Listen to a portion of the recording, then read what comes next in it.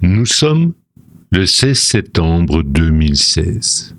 Sur la grande place de Bruges, les regards convergent vers une vieille brasserie dont les murs racontent plus de 5 siècles d'histoire. Des journalistes venus de toute l'Europe installent leurs caméras. Les habitants se pressent derrière les barrières. Quelques touristes intrigués cherchent à comprendre ce qui peut bien justifier une telle agitation. Il ne s'agit ni de l'inauguration d'un musée, ni de l'ouverture d'un monument. Aujourd'hui, Bruges inaugure un pipeline. Mais pas n'importe lequel. Dans quelques instants, plusieurs milliers de litres de bière vont commencer à circuler sous les pavés de la ville, à travers un conduit enfoui à près de 30 mètres de profondeur. Une idée qui paraît presque absurde, une idée dont le monde entier va bientôt parler. Et pourtant, derrière cette apparente fantaisie belge se cache une histoire de conviction, de patrimoine et d'ingéniosité. Une histoire qui aurait très bien pu ne jamais voir le jour. Les murmures de l'histoire, une production d'Olivier de Potter, en collaboration avec monlivrepapier.be. Il existe des villes qui vivent avec leur histoire. Et puis, il y a Bruges. À chaque coin de rue, les siècles semblent avoir suspendu leur course. Les façades en briques se reflètent dans les canaux. Les cloches du beffroi rythment les journées comme elles le faisaient déjà au Moyen-Âge. Les chevaux tirent encore leurs calèches sur les pavés polis par des générations de passants. Ce décor, ce n'est pas une reconstitution. C'est une ville bien vivante. Depuis l'an 2000, son centre historique est inscrit au patrimoine mondial de l'UNESCO. Cette distinction reconnaît l'extraordinaire état de conservation de la cité flamande, mais elle impose aussi une responsabilité immense. Préserver ce patrimoine sans empêcher la ville de continuer de vivre. Car Bruges n'est pas seulement une destination touristique. Derrière les façades médiévales travaillent encore des artisans, des commerçants et quelques entreprises qui refusent d'abandonner le cœur historique. Parmi elles se trouve une institution brugeoise, la brasserie de Halfman, la demi-lune. Son histoire commence en 1564. À cette époque, Charles Quint est encore dans toutes les mémoires. Les Pays-Bas espagnols dominent la région et Bruges tente de retrouver une prospérité que les déplacements des routes commerciales a peu à peu affaibli. Depuis lors, les générations se succèdent. Des guerres de religion aux occupants françaises, les 2 conflits mondiaux à l'essor du tourisme international. La brasserie traverse les siècles sans jamais quitter son quartier d'origine. Au début du XXIe siècle, elle est dirigée par Xavier Van Est, représentant de la 6e génération familiale. Comme ses prédécesseurs, il est profondément attaché à cette maison. Pour lui, une bière ne se résume pas à une recette. Elle est le produit d'un lieu. Elle porte l'identité d'une ville. Elle raconte une histoire. Et cette histoire ne peut pas être déplacée comme on déplace une usine. Pourtant, le succès finit par poser un problème inattendu. La Brugeotte, devenue l'emblème de la brasserie, séduit bien au-delà des frontières belges. Les exploitations augmentent, les commandes se multiplient, les cuves fonctionnent à plein régime. Une réussite que tout entrepreneur souhaiterait connaître. Mais les bâtiments historiques atteignent leurs limites. Impossible d'agrandir les installations, impossible d'installer une chaîne moderne d'embouteillage dans les locaux construits plusieurs siècles auparavant. Les rues sont trop étroites, les bâtiments sont protégés, chaque modification est strictement encadrée. Après de longues réflexions, une décision est prise. Le brassage restera dans la brasserie historique. L'embouteillage, lui, sera transféré vers une nouvelle usine située à environ 3 km à l'extérieur du centre ancien. Sur le papier, tout semble parfait. Les nouvelles installations permettront d'augmenter la production sans toucher au patrimoine brugeois. Mais un détail, en apparence anodin, va bouleverser les plans. Comment transporter chaque jour des milliers de litres de bière fraîche entre les deux sites? Au départ, la réponse paraît évidente. Des camions-citernes, comme partout ailleurs. Les premiers trajets commencent. Très vite, les difficultés apparaissent. Ces mastodontes de plusieurs dizaines de tonnes doivent traverser les rues conçues bien avant l'invention de l'automobile. Ils avancent au pas, entre les cyclistes, les promeneurs, les visiteurs venus admirer la ville. Les vibrations se propagent jusque dans les bâtiments anciens. Les embouteillages se multiplient.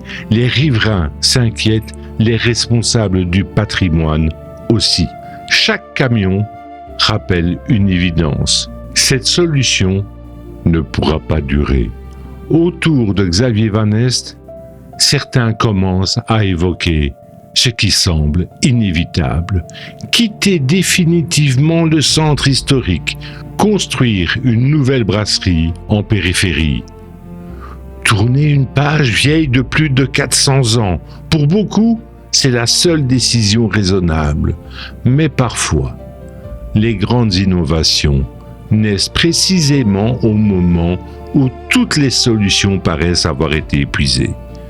Et sans le savoir encore, le directeur de la brasserie s'apprête à avoir une idée qui va faire sourire le monde entier avant de forcer son admiration. Mais le lendemain, les camions reprennent leur balai. Ils quittent la brasserie chargée de plusieurs milliers de litres de bière encore non embouteillée. Lentement, ils s'engagent dans les ruelles étroites de Bruges. Ils franchissent les ponts, croisent les cyclistes, s'arrêtent devant le passage à piétons. À chaque trajet, le même constat s'impose. Cette organisation fonctionne, mais elle est en contradiction avec tout ce que la ville cherche à préserver. Bruges est un paradoxe. Pour continuer à vivre, elle doit accueillir des entreprises. Mais pour conserver son âme, elle doit limiter les nuisances qu'elle génère. Comment résoudre cette équation? Xavier Van Est y réfléchit depuis des mois. Il consulte des ingénieurs. Il échange avec les autorités communales. Toutes les solutions semblent avoir un défaut. Déplacer entièrement la production, cela reviendrait à rompre 5 siècles d'histoire. Continuer avec les camions, la situation deviendrait rapidement intenable. Puis un jour, un détail attire son attention. Dans une autre rue de la ville, des ouvriers interviennent sur des conduites souterraines. Les pelleteuses ouvrent la chaussée. Des techniciens installent des canalisations destinées au réseau d'eau et de gaz. L'image paraît banale. Pourtant, elle provoque un déclic. Pourquoi les villes enfouissent-elles leur réseau? Parce que l'espace souterrain permet de transporter discrètement ce dont la population a besoin. L'eau circule sur les rues, le gaz aussi, l'électricité emprunte des galeries invisibles. Alors une question surgit. Pourquoi la bière ne pourrait-elle pas suivre le même chemin? Pendant quelques secondes, cette idée semble presque ridicule. Qui construirait un pipeline uniquement pour transporter la bière? Mais plus Xavier Van Est y pense, plus cette solution devient logique. Au lieu de faire voyager des camions dans les rues historiques, pourquoi ne pas faire voyager directement le produit? Invisible, silencieux, sans circulation, sans pollution supplémentaire. L'idée est audacieuse. Elle paraît même tellement inhabituelle que certains la prennent d'abord pour une plaisanterie. Lorsque les premiers plans sont présentés, les réactions sont partagées. Quelques-uns sourient, d'autres lèvent les yeux au ciel. Un pipeline à bière. L'expression suffit à faire rire. Mais les ingénieurs, eux, ne rient pas. Ils commencent leurs calculs. Très vite, ils comprennent que le véritable défi n'est pas de faire circuler la bière. Les technologies existent déjà. Le défi consiste à le faire sous Bruges. Car sous les pavés se cache une seconde ville, des conduites anciennes, des réseaux modernes, des caves médiévales, des fondations datant parfois de plusieurs centaines d'années, des canaux dont les berges reposent sur des structures fragiles. Chaque mètre doit être étudié, chaque forage doit être validé. À certains endroits, le futur conduit devra s'enfoncer à près de 30 mètres de profondeur pour éviter les obstacles. La moindre erreur pourrait endommager un bâtiment historique. Le projet devient rapidement un casse-tête d'ingénierie. Le conduit mesurera plus de 3 km. Il sera constitué de matériaux répondant aux normes alimentaires les plus strictes afin de préserver toutes les qualités de la bière pendant son transport. Le liquide circulera dans un environnement parfaitement fermé à l'abri de l'air et de la lumière. La température sera surveillée, la pression également. L'objectif est simple. Lorsque la bière arrivera à l'usine d'embouteillage, elle devra être exactement dans le même état que lorsqu'elle aura quitté les cuves de brassage. Mais un autre obstacle apparaît, le financement. Le coût du projet est estimé à près de 4 millions d'euros. Pour une grande multinationale, cette somme représente un investissement conséquent. Pour une brasserie familiale, elle est immense. Beaucoup auraient abandonné. Xavier Van Est refuse une nouvelle fois de renoncer. Puisqu'il est impossible de financer seul cette idée, pourquoi ne pas demander de l'aide à ceux qui aiment cette bière? En 2015, la brasserie lance une campagne de financement participatif. À l'époque, cette pratique est encore relativement nouvelle en Belgique. L'objectif est ambitieux. Les particuliers sont invités à participer financièrement à la construction du biéroduc. Mais la récompense promise est inattendue. Les investisseurs ne recevront pas de dividendes. Ils ne deviendront pas actionnaires. Ils seront récompensés, mais en bière. Selon le montant investi, certains recevront plusieurs bouteilles, d'autres obtiendront un casier chaque année. Et pour les plus généreux, cette livraison annuelle sera garantie à vie. L'idée amuse, elle intrigue, puis elle enthousiasme. Des centaines de personnes répondent à l'appel, des Brugeois, des amateurs de bière, des passionnés du patrimoine. En quelques semaines, plus de 300 000 € sont réunis. Au-delà de la somme récoltée, ce succès révèle une chose essentielle. Les habitants ne financent pas seulement un tuyau enterré, ils choisissent de préserver une partie de l'identité de leur ville. Pendant que les dons continuent d'affluer, les premiers chantiers s'organisent. Bientôt, sous les rues de Bruges, où passent chaque année des millions de visiteurs, une réalisation unique au monde va commencer à prendre forme. Au printemps 2015, les premiers engins arrivent. Pour les habitants de Bruges, le chantier passe presque inaperçu. Ici et là, quelques rues sont temporairement ouvertes. Des barrières sont installées. Des équipes techniques s'activent. Rien d'inhabituel pour une ville qui entretient régulièrement ses réseaux souterrains. Mais cette fois, ce qui se construit n'a aucun équivalent. Sous les pavés médiévaux, les ingénieurs dessinent un itinéraire aussi complexe qu'une partie d'échecs. Le futur biéroduc ne peut pas avancer en ligne droite. Il doit contourner des fondations, des bâtiments historiques, éviter des caves centenaires, franchir plusieurs canaux et se glisser entre des dizaines de conduites déjà enfouies sous la ville. À certains endroits, les foreuses s'enfoncent à plus de 30 mètres sous terre. À cette profondeur, elles passent sous des obstacles les plus délicats sans perturber la surface. Le chantier exige une précision remarquable. Quelques centimètres d'erreur suffiraient à compromettre plusieurs mois de travail. Les équipes travaillent avec des plans extrêmement détaillés. Chaque forage est contrôlé, chaque soudure est inspectée. La conduite longue de plus de 3 km est constituée d'un matériau spécialement conçu pour transporter des liquides alimentaires sans en modifier le goût et la qualité. La bière ne doit subir aucune altération, ni son goût, ni son arôme, ni sa fraîcheur. À l'intérieur du conduit, elle circulera dans un environnement totalement fermé. Des pompes spécialement calibrées maintiennent un débit régulier, suffisamment doux pour respecter les caractéristiques du produit. Car une bière, ce n'est pas un simple liquide.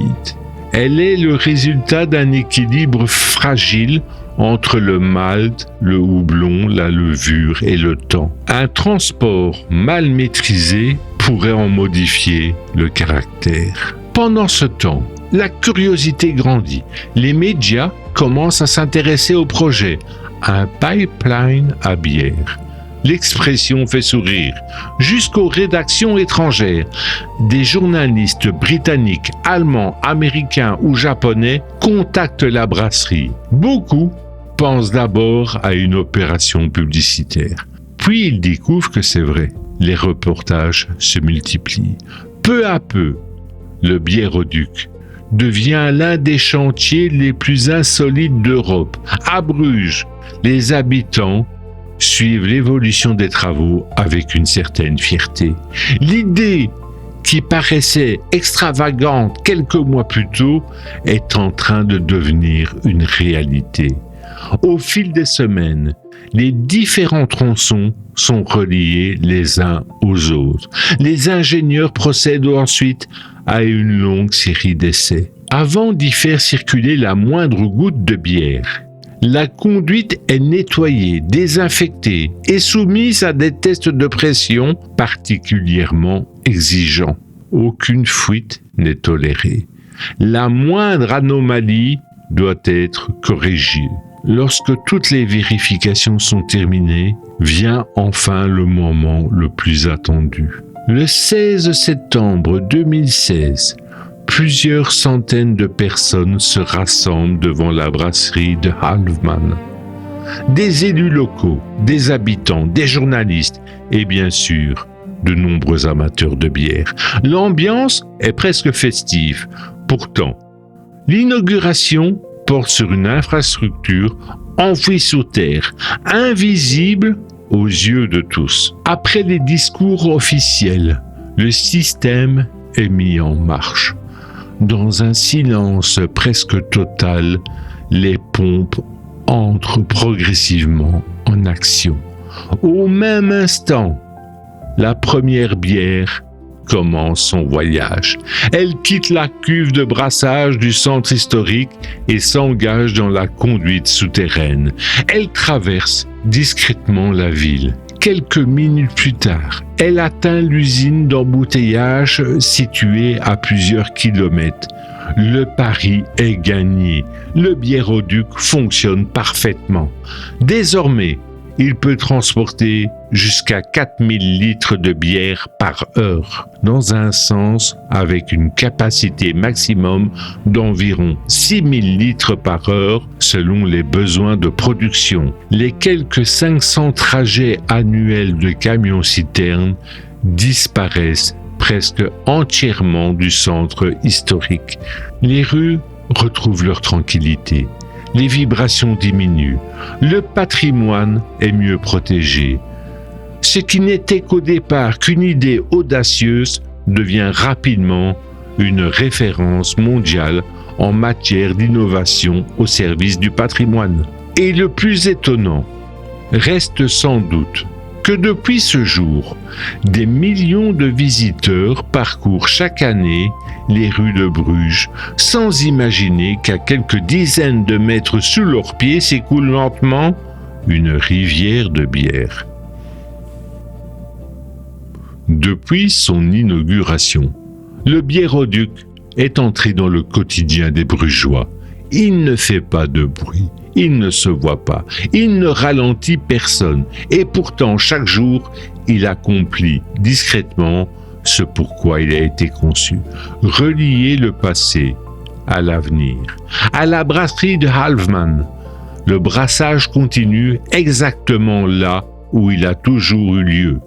Les cuves de cuivre brillent encore sur les voûtes anciennes. Les maîtres brasseurs reproduisent des gestes transmis de génération en génération, tout en s'appuyant sur des technologies modernes pour garantir une qualité constante. Une fois brassée, la bière quitte les cuves et s'engage dans ce conduit souterrain long de plus de 3 km. Quelques minutes plus tard, elles arrivent à l'usine d'embouteillage, où elle poursuit son parcours avant de rejoindre les cafés, les restaurants et les amateurs de bière du monde entier. Le système est devenu si fiable que l'on en oublierait presque son caractère exceptionnel, car au fond, le biéroduc n'a jamais été construit pour battre un record ou attirer le touriste, il est né d'un problème très concret. Comment développer une entreprise sans dénaturer la ville qui a vu naître? Cette question dépasse largement le cadre de Bruges. Partout en Europe, les centres historiques sont confrontés au même défi. Comment préserver un patrimoine parfois vieux de plusieurs siècles, tout en permettant aux habitants de continuer à y vivre et aux entreprises d'y travailler? Pendant longtemps, la réponse semblait toujours la même. On déplaçait les activités en périphérie. Les vieux quartiers devenaient peu à peu des décors magnifiques, mais souvent privés d'une partie de leur vie économique. À Bruges, le choix a été différent. La ville n'a pas demandé à la brasserie de partir. La brasserie n'a pas renoncé à son histoire. Les ingénieurs ont simplement cherché une troisième voie. C'est peut-être cela la véritable leçon de cette histoire. L'innovation ne consiste pas toujours à inventer quelque chose de totalement nouveau. Elle consiste parfois à regarder un problème ancien avec un regard différent. Les technologies utilisées pour construire le biéroduc existaient déjà. Les forages dirigés étaient maîtrisés, les conduites alimentaires également. La véritable innovation fut d'oser associer ces techniques à un patrimoine que beaucoup considéraient comme incompatible avec une activité industrielle. Le résultat est aujourd'hui étudié bien au-delà de la Belgique. Des urbanistes, des ingénieurs et des responsables du patrimoine s'intéressent à cet exemple de cohabitation entre modernité et héritage historique. Le biéroduc est devenu un cas d'école. Il démontre qu'il est parfois possible de protéger un monument sans le transformer en musée. Car une ville n'est pas seulement faite de pierre, elle est faite de celles et ceux qui y vivent, qui y travaillent et qui perpétuent les traditions qui lui donnent son identité. En continuant à brasser sa bière au cœur de Bruges, la famille Van Est n'a pas simplement défendu une entreprise. Elle a défendu une histoire commencée en 1564. Une histoire qui aurait pu s'arrêter au nom de la modernité. Au lieu de cela, elle s'est prolongée grâce à une idée que beaucoup avaient d'abord jugée improbable. Aujourd'hui encore, des milliers de visiteurs parcourent les ruelles pavées de Bruges. Ils admirent les façades, les canaux, les clochers et les places médiévales.